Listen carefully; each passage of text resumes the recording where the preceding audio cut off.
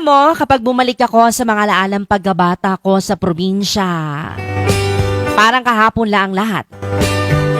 Yung simpleng buhay, yung bang mga bagay dati, Madi, na hindi mo pinapansin pero ngayon, namimiss mo na.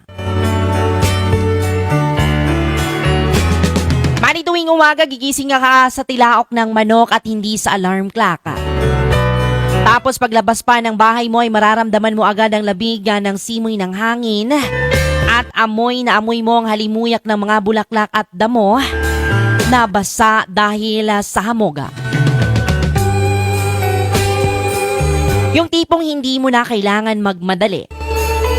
Dati, ibang walang cellphone na hawak-hawakan. Kundi pamalo lang ni nanay kapag late ka ng gumising.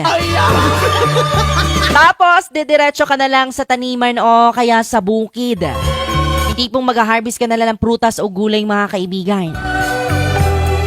Laging may mga alagang kambing o mga hayop at iba't ibang hayop pa yan. Kaya bago pa man makakain sa agahan ay kailangan mo munang unahin na pakainin ang mga alagang hayop na manok at baboy. Mga Madi, ang saya ng laro namin noon. Simple lang pero sobrang saya. Yung tipong naglalaro lang kami ng tago-taguan sa may damuhan o di kaya gagawa kami ng mga baril-barilan gamit ang mga sanga at puno ng dahon. Di na kailangan ng gadgets noon, mga kaibigan, kasi sapat na ang kalikasan para mag-enjoy ka. Pagdating mo ng hapon, mag-uuwian ng mga tao galing sa bukid at ang mga kapitbahay, Madi, na halos magkakasabay na kaming maghapunan. At sabay nang magkwentuhan hanggang sa aabutin ng dilim.